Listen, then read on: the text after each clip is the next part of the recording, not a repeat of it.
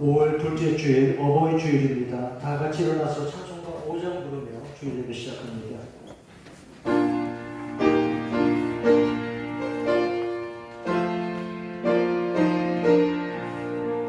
이 천지가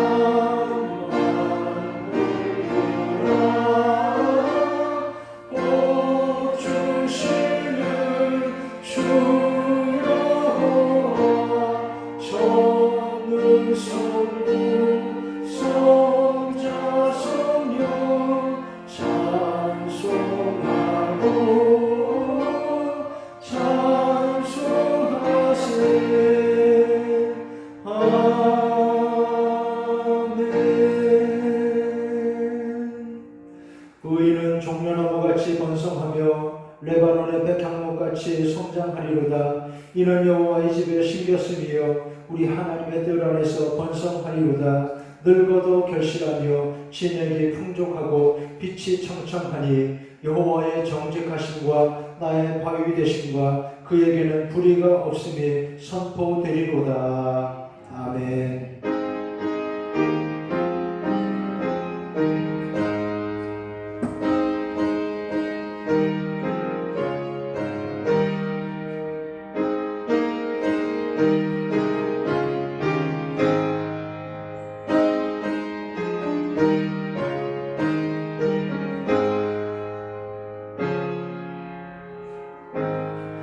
하나님 아버지, 오늘 어버이 주일로 지키며 먼저 우리 모두의 하늘 아버지께 예배하며 영광과 존귀와 찬송을 올려드립니다. 오늘 우리 마음 하나님이 주시는 하늘 아버지께서 주시는 거룩한 은혜와 기쁨으로 충만케 하여 주시옵소서. 예수님의 이름으로 기원하옵나이다. 아멘. 사도신경으로 다 함께 신앙 고백합니다.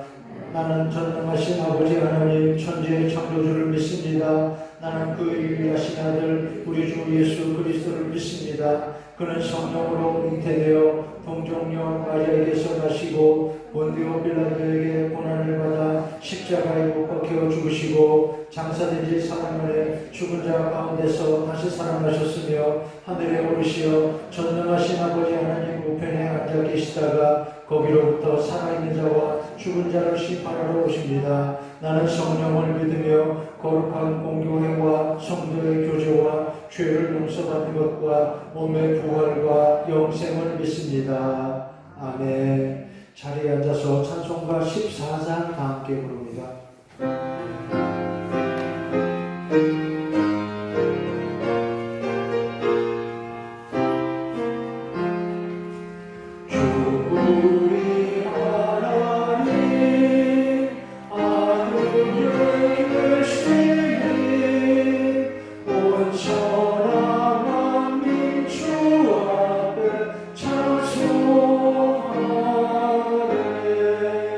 이 천지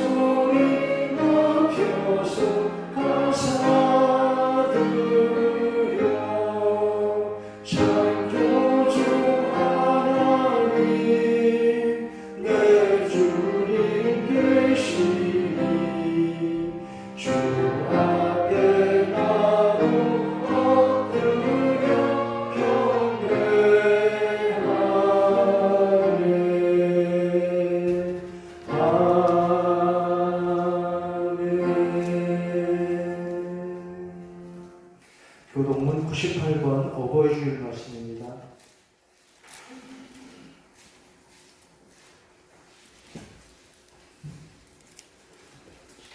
내 부모를 공경하라.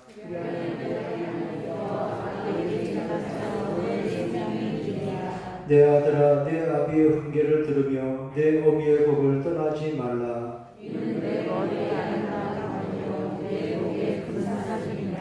너를 낳은 아비에게 청종하고 내 늙은 어미를 경히 여기지 말지니라. 자녀들아, 주 안에서 너희 부모에게 순종하라. 이것이 옳으니라.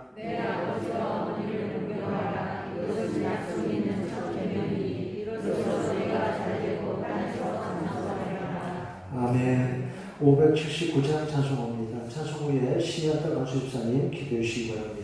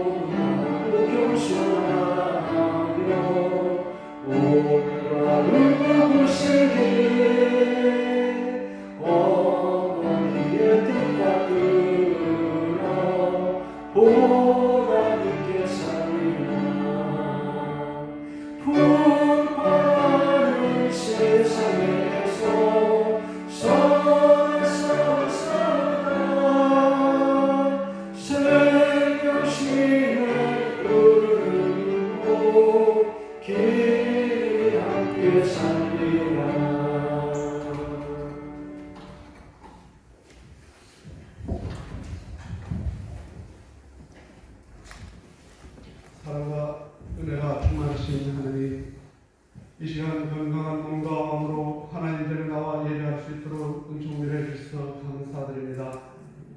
하나님께서 창조하신 아름다운 자연이 이 실로의 계절에 이렇게 싱그러움을 느끼게 해주시니 감사드립니다.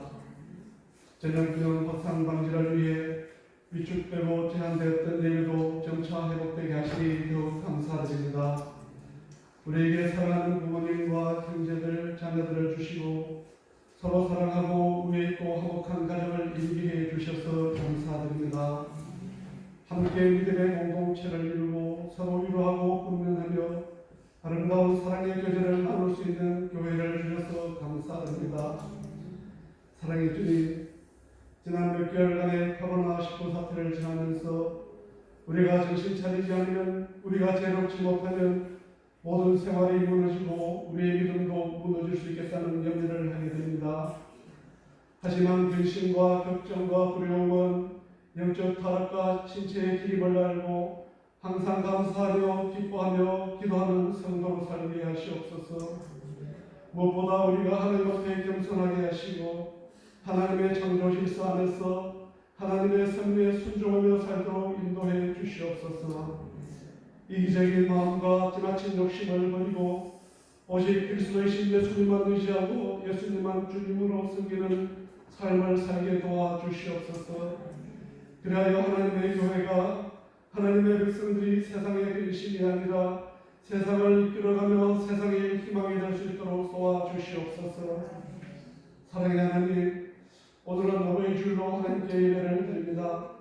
힘들고 어려운 세월을 꿋꿋이 견디며 이 나라와 이 땅의 가정들을 일으키며 지켜오신 우리의 어머니와 어르신들의 수고를 헌신과 수고를 기억해 주시고 하나님의 축복과 평안을 내려주시기를 원합니다. 전능하신 하나님, 지금 세상에 퍼져있는 전염병이 하루속히 물러나게 해주시기를 간절히 원합니다. 그리하여 일상생활이 정상으로 돌아오고 아동부와 청년부 예배를 비롯한 모든 예배가 정상적으로 드려질 수 있도록 역사해 주시옵소서. 정부에서 많은 재정을 들여 진행하는 기업지원 정책이 국민 생활에 실질적으로 도움이 되고 나라의 경제가 살아나는 정책이 될 수 있도록 대통령과 모든 정책 담당자들에게 요셉에게 주셨던 지혜와 총명을 다하여 주시고 국민들도 이런 이 어려운 상황을 잘 이겨나갈 수 있도록 은총 내려 주시옵소서. 이제 하나님의 말씀을 증거하시는 목사님께 권능을 다하시사 말씀의 능력이 나타나게 하시며 듣는 이가 모두 은혜 받는 시간 되게 온전히 주장해 주시옵고 주의 성도들 한 주간 살아갈 때도 말씀을 기억하며 세상의 희망이 되는 그리스도인으로 살아가게 인도해 주시옵소서. 모든 말씀을 부활하신 예수님의 이름 받들어 기도하옵나이다. 아멘.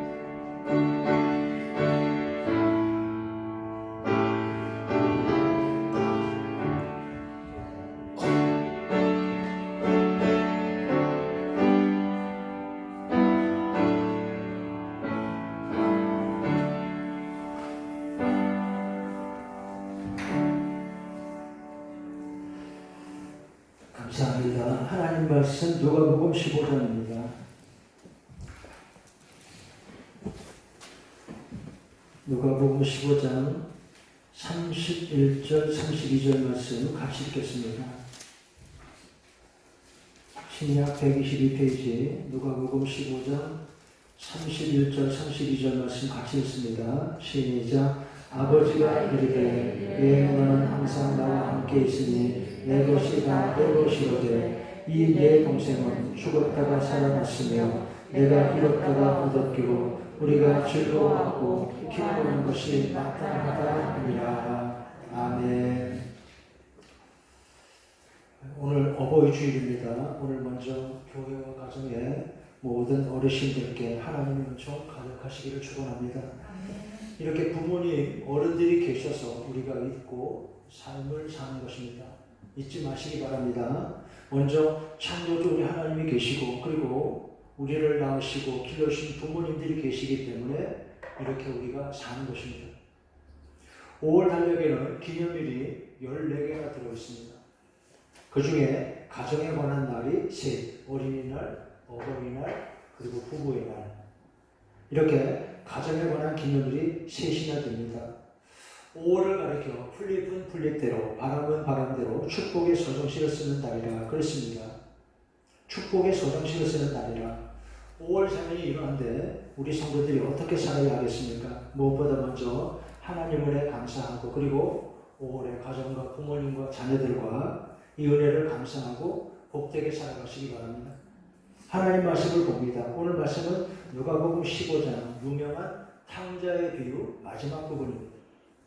이 비유는 여러분이 이미 다들 아시는 대로 우리 하나님 마음을 보여주는 특별한 비유입니다. 성경에서 딱 하나의 이야기만 골라서 추천해 보세요. 그러면 저는 단연코 이 비유입니다. 왜냐하면 가장 뚜렷한 은혜, 구원의 이야기가 여기 들어있기 때문입니다. 철학자 칼 야스퍼스는 초월자의 암호라는 말을 했습니다. 무슨 뜻이겠어요? 이 세상은 초월자의 암호로 가득 차 있다. 세상이 하나님의 암호로 신비로 가득한 것 같다. 그런 뜻입니다. 우리 삶에 가득한 하나님의 숨결을 느끼고 하나님의 암호를 풀 수 있어야 한다. 그런 말이겠죠. 믿음이 바로 이것입니다. 은혜를 깨닫는 마음, 하나님의 숨결을 느끼는 것, 오늘도 여러분에게 이런 은혜가 함께 하시기 바랍니다. 오늘 말씀 탕자의 비유, 돌아온 탕자 이야기. 어떻게 이런 일이 있습니까? 자식이 아버지를 버리고 집을 나갔어. 미리 아버지 재산을 강짜를 부려 타가지고 객지로 혼자 가버렸습니다. 그리고 거기서 허랑방탕하게 그 돈을 다 써버렸습니다. 그런데 돌아오니까 무조건 아버지는 자식을 환영하고 잔치를 열어주는 것입니다. 이럴 수 있습니까? 불순종하고 허랑방탕하다가 돌아온 자식을 그래도 아버지는 기다리고 반가워하고 죽었다가 살았고 잃었다가 얻은 아들이라고 기뻐하면서 잔치를 크게 열었습니다. 여러분 이해가 됩니까? 이 비유는 첫째로 하나님 마음을 보여주고 있습니다. 핵심 단어를 찾아야 합니다. 여러분 주간에 교회 자주 못 오시기 때문에 성경 읽기를 열심히 하시죠. 성경을 어떻게 읽고 계십니까? 이번 주간에 보면 역대기입니다. 그렇죠. 여기 보면 아들 솔로몬을 축복하는 아버지 다윗의 이야기 나옵니다. 어디 하겠습니까? 성경의 핵심 단어, 이 본문 누가복음 탕자의 비유 제목을 다시 잘 보시기 바랍니다. 죽었다가 살았고 잃었다가 찾았으니 살았고 찾았으니. 저는 이 문장이 눈에 들어왔습니다. 살았고 찾았으니, 죽었다가 살았고 잃었다가 찾았으니, 이 문장이 비유의 핵심이라 느껴지는 것입니다. 죽었다가 살았고 잃었다가 찾았으니. 은혜가 여기 이렇게 있습니다. 이것은 하나님 마음을 보여줍니다. 여러분, 우리 하나님의 구원이 어떻습니까? 얼마 전에 산상수훈 팔복 이야기 소개했었죠. 마음이 가난한 자가 복이 있다. 그리고 애통하는 자가 복이 있다. 마음이 가난하다. 파산이라고 했습니다. 마음의 파산, 산산조각이 나는 마음.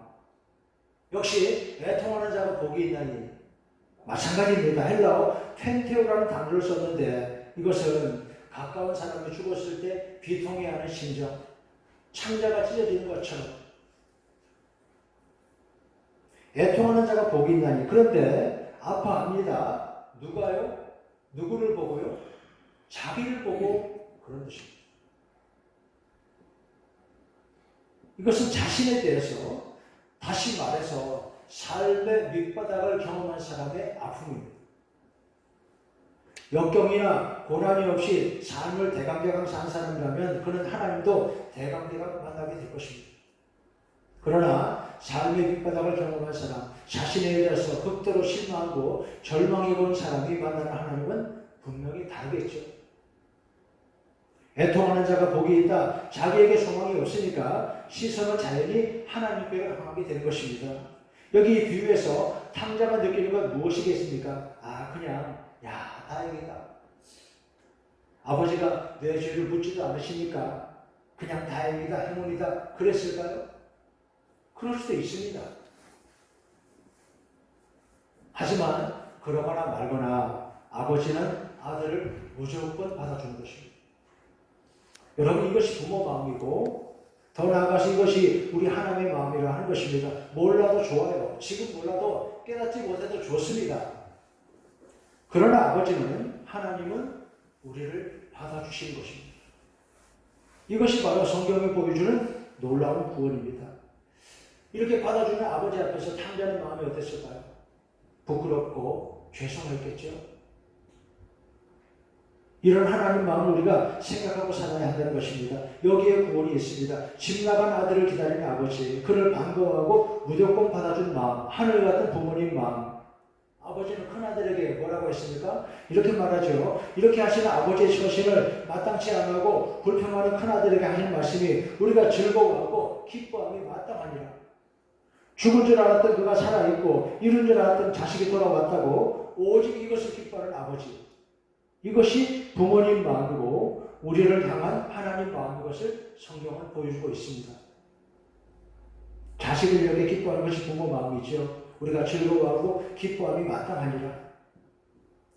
높고 높은 하늘이라 하긴 하지만 나는 높은 게 또 하나 있지. 낳으시고 기르시는 어머니 은혜. 푸른 하늘 그보다도 높은 것 같아요. 어머니 은혜를 보시죠. 낳으실 때 괴로움 다 잊으시고 기르실 때 밤낮으로 애쓰는 마음, 진자리 마른 자리 갈아보시며 손발이 닿도록 고생하셨네. 하늘 아래 그 무엇이 넓다 하리요. 어머니의 희생은 가히 없으라. 여러분, 이런 마음 주신 분이 누구이십니까? 착각하시면 안 됩니다.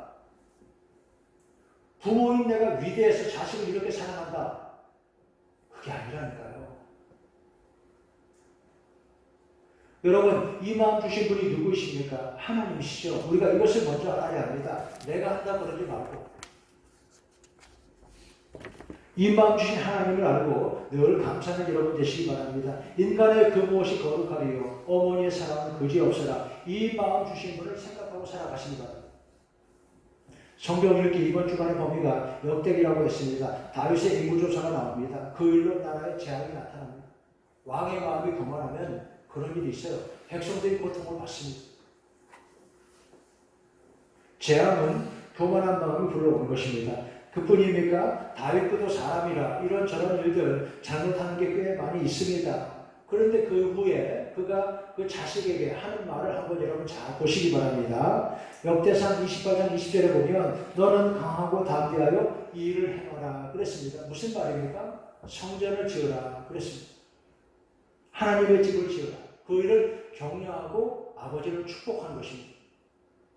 모든 일을 마치기까지 여호와 하나님이 너와 함께 계시리오 너를 떠나지 아니하시리라. 자녀를 축복하고 있습니다. 이게 바로 부모 마음입니다. 자식은 그러니까 부모 마음을 알고 첫째로 우선 부모님께 효도하려고 해야 합니다. 10계명을 보면 4계명까지는 하나님에 대한 의무이고 그 다음 5계명부터 6가지는 인간 사회에 대한 의무입니다. 그런데 인간에 대한 계명에서 제일 먼저 나오는 게 무엇입니까? 정직하게 살아라, 성실하게 살아라, 출세해라 뭐 그런 말 합니까? 그게 아니고요. 내 부모에게 효도하라 그랬습니다. 내 부모를 공경하라. 그리하면 내가 땅에서 자라되고 장수하리니 축복을 얹어주신 것입니다. 부모에게 효도하면 복을 받습니다. 효도는 그러니까 자식의 의무이자 사랑이자 그리고 축복이라는 것입니다. 두 번째, 형제간에 우애해야 합니다. 오늘 본문에 뽑은 그 제목이 든 말씀 뒤에 나오는 첫 단어가 무엇입니까? 우리가 그랬습니다. 이 내 동생은 죽었다가 살았고 잃었다가 찾았기로 우리가 즐거워하고 기뻐하는 것이 마땅하다 하니라. 우리가 그랬죠. 우리라고 했습니다. 아버지는 큰아들에게 일깨워주는 것입니다. 우리라고요. 가족과 가족은 하나이고 우리가 다 하나이기 때문입니다. 먼저 자녀들은 형제간의 우애에서 부모님을 기쁘시게 하려고 해야 합니다. 우리가 즐거워하고 기뻐함이 마땅하니라. 우리라고 했지요. 여기 비유 가운데 등장하는 큰아들은 자기밖에 모르고 동생이 이렇게 하는 것, 동생을 그래도 후대하는 아버지가 마땅치 않았습니다. 아버지는 이런 큰아들에게 뭐라고 했습니까? 우리가 즐거워 기뻐함이 마땅하니라. 우리라고 했습니다. 같이 즐거워하자는 것입니다. 왜냐하면 한 가족, 한 지체이기 때문입니다. 어떤 집 이야기입니다. 제가 상담 사례에서 이런 이야기를 봤습니다. 마침 이 본문으로 설교를 준비하고 있으니까 이런 이야기가 눈에 띄는 거예요. 어머니가 살아계시고 그 어머니 슬하에 누나와 남동생 이렇게 남매가 있습니다. 다 결혼했습니다. 그런데 남동생이 자꾸만 사업을 실패합니다. 하는 게 시원찮아요. 실력이 별로 없는 거예요. 식당을 열어서 또 하는데 또 부진해. 자꾸만 그래요. 그래서 어머니에게 누나에게 자꾸 손을 벌리는 거예요. 제 힘으로 살지 못하고. 그런데 얼마 전에 갑자기 동생이 누나에게 문자를 보냈습니다. 누나 고마워. 꼭 갚을게. 이게 무슨 말이에요? 누나는 돈을 빌려준 적이 없는데 지피는 게 있어요. 어머니에게 전화를 했습니다. 어머니 또 돈 줬죠. 그동안 동생이 수시로 어머니 돈을 받아갑니다. 자꾸만 돈 달라고 하니까 버티다가 주시고 이번에는 나는 어미는 돈이 없다. 네 누나한테 빌려서 줄게. 이러고 아마 돈을 주실 것 같아요. 누이가 화가 나서 속상해서 어머니에게 막 뭐라고 했습니다. 그런데도 어머니는 어떻게 하냐. 걔도 내 동생인데 이렇게 동생을 두둔하는 겁니다. 하기야 뭐 어쩌겠어요. 그런데 그동안 아버지가 남겨두고 가신 재산 동생이 절반 이상 다 뜯어먹었습니다. 아버지가 남겨준 그곳으로 이제 어머니가 노년에 살아야 되는데 이미 동생이 절반을 다 뜯어먹었습니다. 누이는 화가 나서 나중에 어머니하고 통화하다가 이렇게 결국 이런 말까지 하고 말았습니다. 결국 엄마가 빈털터리가 되면 내가 엄마를 떠맡아야 하잖아요. 엄마가 내 짐이 되잖아요. 전화가 탁 끊어졌어요. 서로 다 속상하죠. 짐을 안 지겠다고 하는 게 아니었을 겁니다. 짐이라고 하는 말이 아닙니다. 그런데 속상하죠. 흥이 있는 일이죠. 그래도 부모님 마음 상하지 않도록 자식들이 조심해야 할 것입니다. 부모에게 자식이 마음에 다 걸리고 그렇기 때문입니다. 어떻게 할까? 여러분, 무슨 일든지 깊이 기도하시고 그리고 언제나 사랑으로 사는 여러분 되시기 바랍니다. 부모님 마음을 생각해야 합니다. 이 이야기 여러분 듣고 보니까 오늘 비유와 참 비슷한 면이 있죠. 꽤 비슷하지 않습니까? 똑같은 거 아니라고 해도 아버지 재산 받아가서 탕진하고 온 동생을 그런데 아버지는 무조건 그를 받아주고 잔치까지 열어줍니다. 이해가 됩니까? 형의 마음에 납득이 안 되더라는 거예요. 비슷하잖아요. 그런데 아버지 부부 마음을 자식들은 생각해야 합니다. 이 비유가 그저 남의 이야기다 그러지 마시고 자식들은 부모 마음을 한 번 더 깊이 생각해야 합니다. 성경에 내 부모를 공경하라 하셨기 때문에 하나님 말씀 따라 이렇게 부모 마음을 기쁘시게 하려고 언제나 애쓰는 여러분 되시기 바랍니다. 옛날에 자건이라는 아들이 살았습니다. 그런데 일찍 어릴 때 어머니가 돌아가시고 계보가 집에 들어왔습니다. 후박이 얼마나 심한지. 계보가 겨울이면 자기가 데리고 자기가 낳은 아들 두 아들에게는 말이죠. 소으로 된 두꺼운 옷을 입혀주고 자기한테는 갈대꽃을 꺾어서 그걸 부풀려가지고 말이죠. 옷이라고 지어가지고 자기한테는 그걸 입히는 거예요. 그러기도 했나 봐요. 지금 우리는 상상 못하지만 옛날엔 물자가 워낙 없으니까 소음도 귀했단 말이에요. 그러니까 들판에 갈대꽃을 그걸 또 그게 뭐 도움이 된다고요. 그게 뭐 따뜻했겠어요. 근데 아버지가 볼 때는 모르는 거예요. 그게 계보라고요. 다 그렇진 않겠지만. 아버지가 어떻게 나중에 이것을 알고 화를 내며 계보를 당장 쫓아내려고 했습니다. 그러자 그 아들 자건이 말하기를 아버지를 붙들고 사정했습니다. 아버지.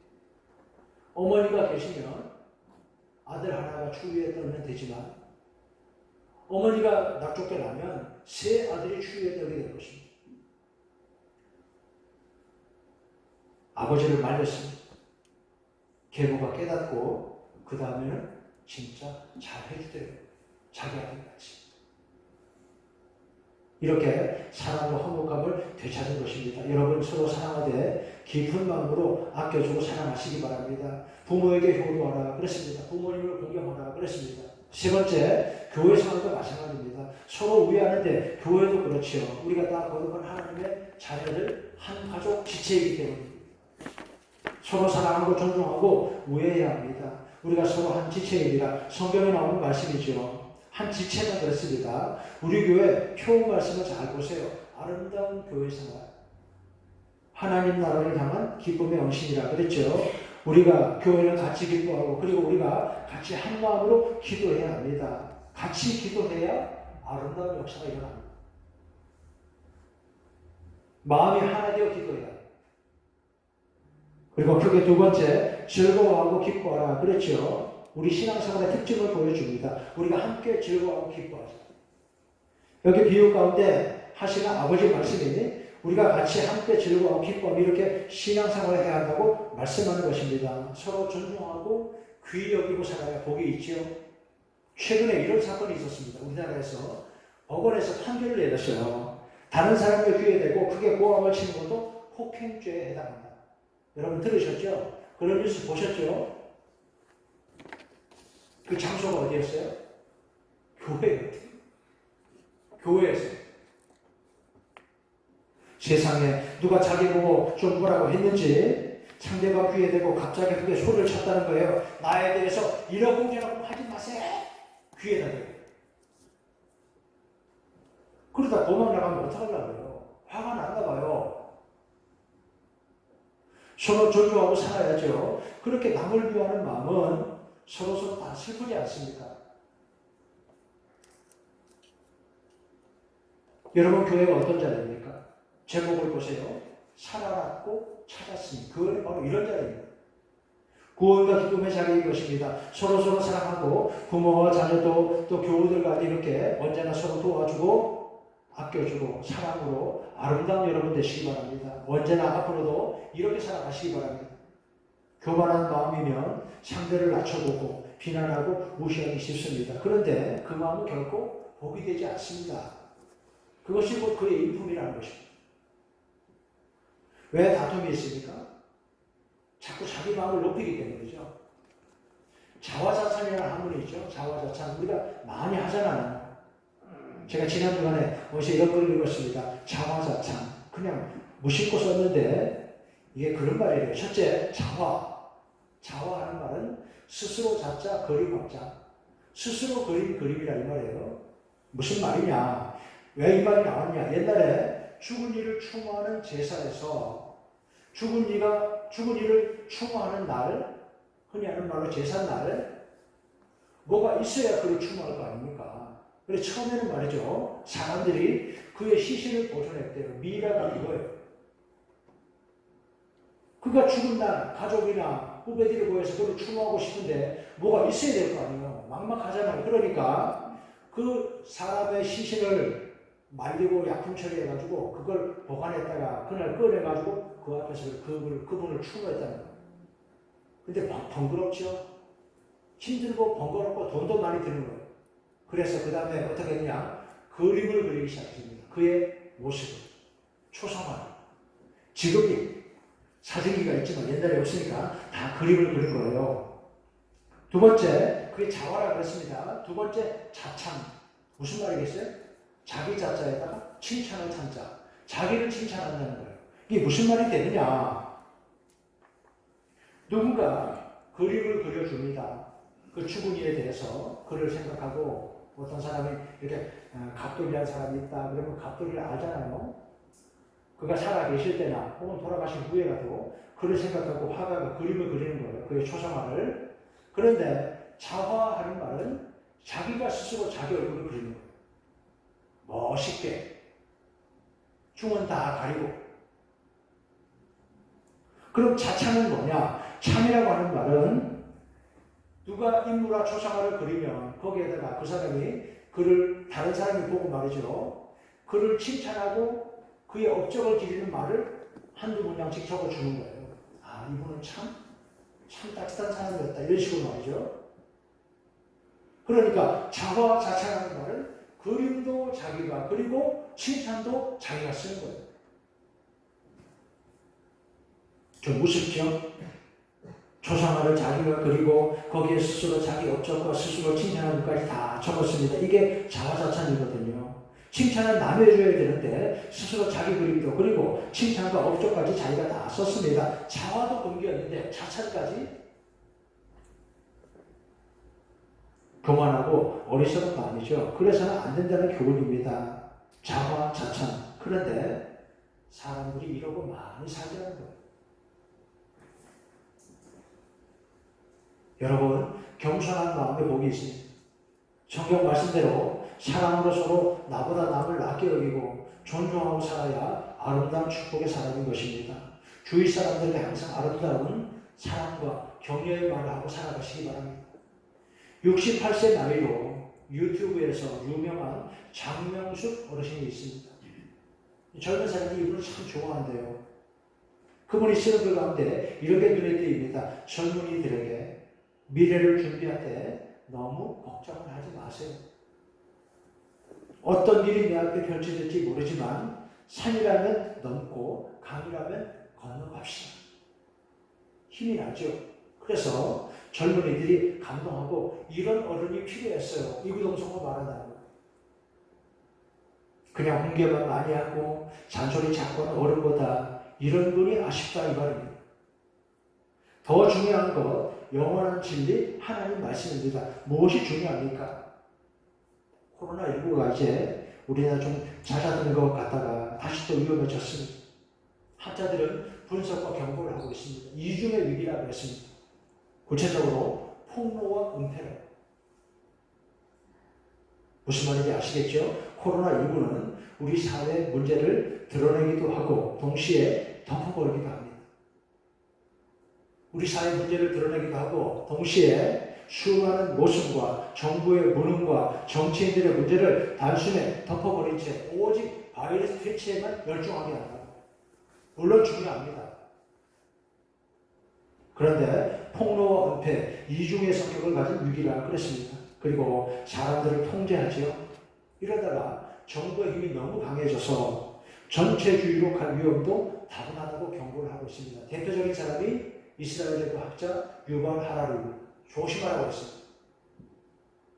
지금 생각해보면 여러분 2차 대전을 일으킨 히틀러, 독일 사람들이 바보입니까? 그런데 그 독일 사람들이 히틀러에게 정권을 다 바쳤어요. 왜 그랬을까요?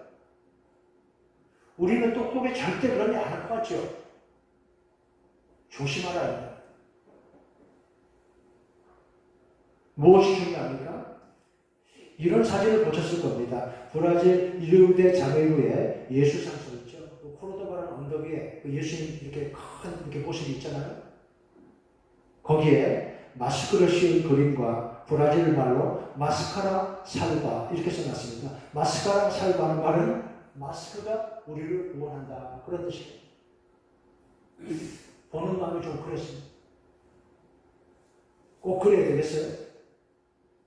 꼭 예수님에게까지 마스크를 씌워야 속이 시원하겠습니까? 여러분 마스크가 진짜 우리를 구원합니까? 정말 중요한 것은 무엇입니까? 하나님 말씀입니다. 예수님 말씀하셨어요. 심판날에 다 태워버릴 공력도 있다고.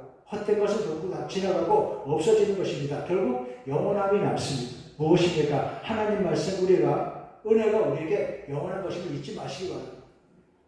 이번에 이런 일을 겪으면서 교인들이 느끼는 마음, 주일에도 교회에 오지 못하는 때가 있고 영상으로 예배를 하면서 여러 가지 생각이 들었을 것입니다. 그래서 우선은 첫째로 코로나가 무섭죠. 두 번째, 영적인 태만함과 침체가 더 두려웠다. 그렇습니다. 이러다가 믿음까지 잃어버리지 않을까. 더 무서운 건 질병보다 영적인 태만함입니다. 믿음을 잘 지켜야 합니다. 끝으로 세 번째, 살아있고 찾았으니 이런 하늘 아버지께 우리가 늘 감사하고 우리 믿음을 잘 지키고 살아야 합니다. 살아있고 찾았으니 우리가 즐거워하고 기뻐함이 마땅하니라. 이렇게 말씀처럼 죄인의 회개를 기뻐하고 우리를 받아주신 하나님을 기뻐하고 그리고 우리도 이웃의 구원을 위해서 교회를 위해 기쁘게 헌신하고 아름답게 살아야 할 것입니다. 구원의 하나님을 열심히 전하고 찬송하고 살아야 합니다. 믿음을 잘 지켜야 합니다.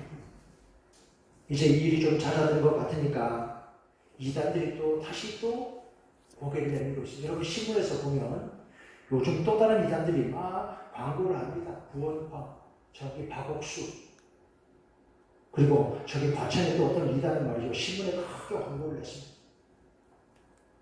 하나님은 이제 여자로 오십니다. 남녀 싸움 붙이는 겁니까? 뭐 신옥주인가? 아니 그 어디입니까? 남대평양 어디에서 교인들과 강제노동 시키고 감옥에 가 있잖아요. 빨리 풀어달라는 거예요. 하나님이요. 올바른 신앙을 잘 지키고 살아야 합니다. 세상 것들은 다 지나가도 이것이 남기 때문입니다. 은혜를 알기에 은혜에 보답하려고 하고 무엇보다 믿음을 잘 지키고 꼭 승리하는 여러분 되시기 바랍니다. 프랑스에는 이런 오래된 감옥이 있습니다. 콘스탄스입니다. 의연하다 그런 뜻입니다. 콘스탄스. 종교개혁 당시에 개혁신앙명단의 이유로 사람들이 여기 많이 붙잡아 가두었습니다. 이 감옥은 벽이 말이죠. 높이가 33m입니다. 빛이 거의 들어오지 않고 아주 습하고 힘든 환경입니다. 그런데 여기서 나오는 방법은 딱 하나, 아주 쉬워요. 구교의 교리를 인정하고 미사에 참석하면 곧바로 풀어줘요. 종교개혁이 일어나니까 오직 믿음으로 구원받습니다. 그것만 철회하고 구교 미사에 참여하고 그들이 주는 성찬을 받으면 곧바로 풀어줘요. 그런데 마리 뒤랑이라는 여성은 그 감옥에 38년 동안 있었습니다. 19살에 들어와서 38년. 그가 감옥 바닥에 쓴 글이 남아 있습니다. 해지 스탠, 저항이라는 뜻입니다. 죽어도 믿음을 지키겠다 이거예요. 무엇이 이토록 지켰습니까? 성경 자문을 말씀합니다. 그를 높이고 그를 품으라. 첫째, 지혜를 말씀하지요. 지혜를 높이라. 그가 너를 보호하리라. 두 번째, 자문의 지혜는 예수님의 상징입니다. 구약성경 자문의 지혜는 우리 구주 예수님의 상징입니다. 예수님을 높이면 그가 너를 높이리라. 예수님을 품으면 그가 너를 영원롭게 하리라.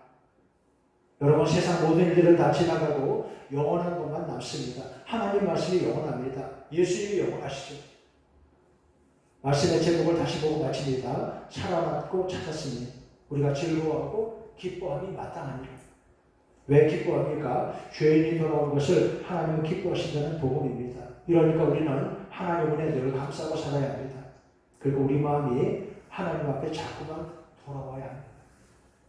부끄러울 때도 죄송할 때도 어쨌든 하나님께 돌아와요.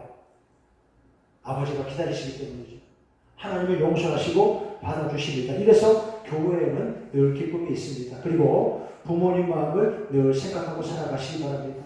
어버주일의 이 말씀, 살아났고 찾았으니 이 마음을 깨닫고 감사하고 우리가 즐거워하고 기뻐함이 마땅하니라. 이렇게 부모님 마음을 따라 늘 감사하고 사랑 안에 아름답게 사는 여러분 되시기 바랍니다.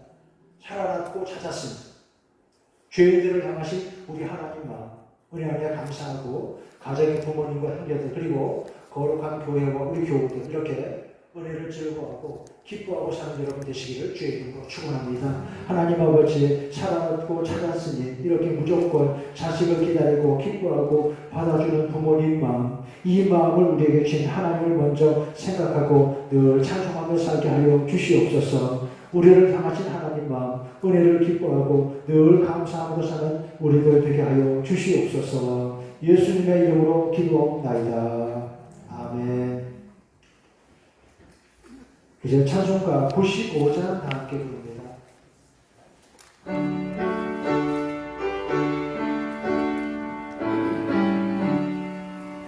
나의 기쁨 나의 소망 되시며 나의 생명이 되신 주 밤낮 불러서 찬송을 드려도 늘 아쉬운 마음 뿐일세. 나의 사모하는 상한 목자는 어느 고단한 봉사에 양의 무리와 늘 함께 가셔서 기쁨을 함께 하실까. 길도 없이 거친 넓은 들에서 갈 길도 찾아 애쓰며 이리저리로 헤매는 내 모양 처음 수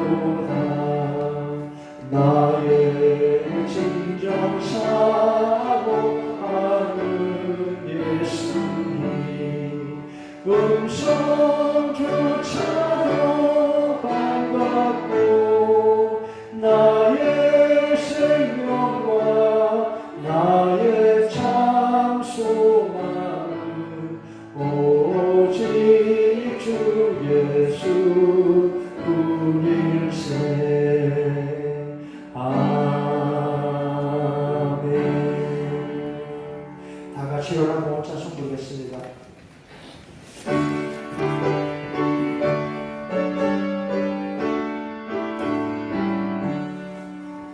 내게 모든 것을 아낌없이 드리네. 사랑하고 의지하며 주만 따라 살리라. 주께 드리네. 주께 드리네. 사랑하는 구주 앞에 모두 드리네. 아멘. 하나님 아버지, 사랑과 은혜 감사하며 예배하고 이렇게 예물을 드려 봉헌합니다. 아버지의 제사를 가지고 나가 호랑방탕하게 다 썩어낸 자식 같은 우리여도 죄인인 우리를 그래도 하나님 매 시간 우리를 기다리시고 살아났고 찾았으니 기쁘다고 하시는 하나님 앞에 은혜 앞에 우리가 늘 감사함으로 살게 하여 주시옵소서. 이제 어떻게 하면 아버지를 기쁘시게 할까? 우리 하늘 아버지만 어떻게 기쁘시게 하며 살까? 늘 이 마음에 사랑과 헌신으로 사는 우리들 되게 하여 주시옵소서. 여기 이렇게 예물되는 우리 모든 성도들 마음 하나님 받아주시고 기뻐하시며 마음과 생활에 가정의 손길에 기도 위에 축복을 내려 주시옵소서. 하나님 우리의 모든 길과 걸음을 은혜로우신 아버지께서 선하게 아름답게 늘 인도해 주시옵소서. 하나님 아버지 자식된 우리의 불효를 하나님 너그럽게 용서해 주시옵소서. 우리 교회 모든 어르신 부모님들 건강하게 장수하게 하시고 늘 하나님의 은혜로 기쁨으로 충만케 하여 주시옵소서. 우리 성도들의 가정 늘 은혜 충만함 주시옵소서. 하나님 아버지 세상을 위협하고 있는 역병 속히 물러가게 하여 주시옵소서. 예수님의 이름으로 기도하옵나이다. 아멘. 감사합니다. 교회 소식 말씀드리겠습니다. 먼저 오늘 어버이 주일이어서 저희가 전통적으로 65세 이상 어른들께 선물을 준비했습니다. 올해는 그 어르신들 쓸 용돈 쓰시도록 돈을 조금 넣고 그리고 그 봉투에다가 카네이션을 달아서 기독교 포털에 보니까 그 카네이션 파는 게 있더라고요. 생활을 사도 그걸 뭐 이렇게 오랫동안 꽂아놓고 살리는 게 아니기 때문에 그렇게 경건으로 만든 십자가 가지고 있는 카네이션이 있어서 그걸 사다가 붙였으니까 이제 선물로 드리겠습니다. 일부 예배 오신 분들 가운데 65세 이상이신 분들 다 일어나 보시기 바랍니다. 65세 이상 일어나세요. 네. 65세 이상인데 안 일어나는 분이 가끔 있다고 제가 이야기 들었습니다. 다 일어나세요. 괜찮습니다.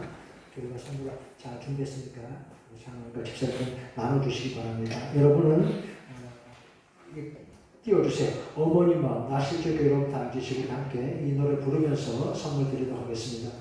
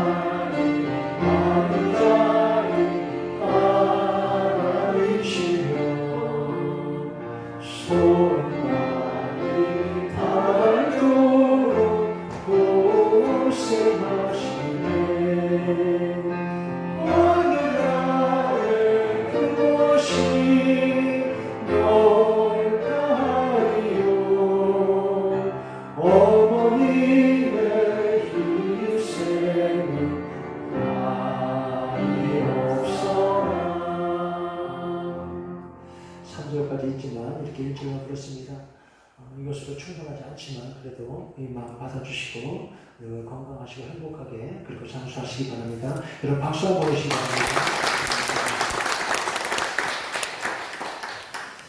교회 소식 말씀드리겠습니다. 지난주 등록한 세 가족 환영하고 축복합니다. 이동준 씨, 우리 최현지 집사님 남편인데 이렇게 교회 등록하셔서 감사합니다. 전염병 확산을 막기 위해서 주일 1부, 2부 예배만 모이고 오후 예배는 모이지 않습니다. 그런데 이번 주부터 지난주 당회에서 의논한 결과 주중에 새벽 기도회 슈로 예배는 모이겠습니다. 이제 내일 새벽부터 새벽 기도회 합니다. 그동안도 새벽 기도회 계속 불을 켜놓고 교육자들은 나와 기도했습니다만 이제 새벽 기도회 찬송도 부르고 말씀도 듣고 또 기도하는 시간이 있습니다. 억지로 하지는 않겠습니다. 지금 다시 또 이런 일이 생겨서 굉장히 조심스러운데 마스크를 착용하시고 새벽에도 가고 싶어요 하는 분들 나오실 수 있습니다. 그러니까 그렇게 하시고 여러분 각자 마음의 결정이 되는 대로 그렇게 하시기 바랍니다. 새벽 기도에 모이고 수요 예배 모이겠습니다. 수요 예배도 성가대 찬양 없습니다. 아주 좀 간단하게 최대한 조심해서 할 거니까 그렇게 하시고요. 그래서 수요 예배 모이는데 구역 예배는 모이지 않습니다. 아시겠죠? 구역 지구 모여서 이렇게 밀집하는 거 좀 그렇기 때문에 구역 예배는 없습니다. 그리고 금방 기도회도 아직 당분간 모이지 않겠습니다. 생각해보면 금방 기도회도 마치 주일 오후 예배 같이 부인들이 일찍 와서 이야기도 많이 하시고 또 찬송도 많이 불러야 되고 말이죠. 찬송을 뺀 금방 기도회는 좀 건조할 거예요. 그래서 고민을 많이 하다가 금방 기도회 당분간 아직 좀 유보하겠습니다. 그렇게 하시고 그렇게 같이 조심해 주시기 바랍니다. 이번 주부터 내일부터 새벽 기도에 수요 예배는 있습니다. 교회 오실 때 마스크를 꼭 착용하시기 바랍니다. 그리고 혹시 그 발열이나 기침이나 인후통 증세가 있는 걸 미리 교회 오신 걸 조금 삼가하시고 혹시 그런 경우는 미리 말씀하시고 또 예배 참석하시는 분들은 명단 작성에 협조해 주시기 바랍니다. 저희 집사람이 있어서 이렇게 저분은 누구다, 저분은 누구다 이렇게 체크를 하는데 교육자들은 그 이론 사실 솔직히 전부 100%다 알지는 못해요. 그럴 수밖에 없어요. 그래서 여러분이 보시고 스스로 명단에다가 체크하시면 훨씬 더 도움이 됩니다. 그리고 예배 때 지정된 번호 좌석에 꼭 앉으셔야 됩니다. 그리고 거리를 유지하시고요. 아직 조심해야 된다고 했습니다. 일부 예배 시간을 녹화해서 유튜브에 계속 올려줍니다. 지금 방송이 계속 그러죠. 조심해야 한다고요. 온 국민들이 다 협력해서 이만큼 우리나라가 이렇게 보건부가 되고 했는데 독을 쌓는 건 시간이 오래 걸리지만 독을 터뜨리는 건 금방이에요. 큰일 난단 말이에요. 그러니까 조심해야 합니다. 여러분 다 조심해서 이게 더 확산되지 않도록 그렇게 잘 도와주시기 바랍니다.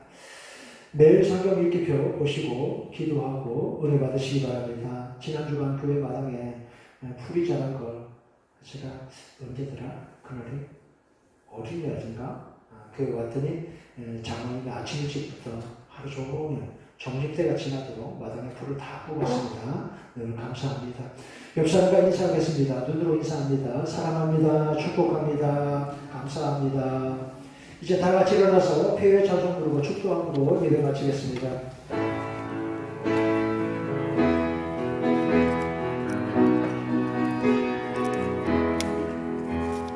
우리의 하나님 여호와의 인자하시니 그도다 크시도다 영원하시도다.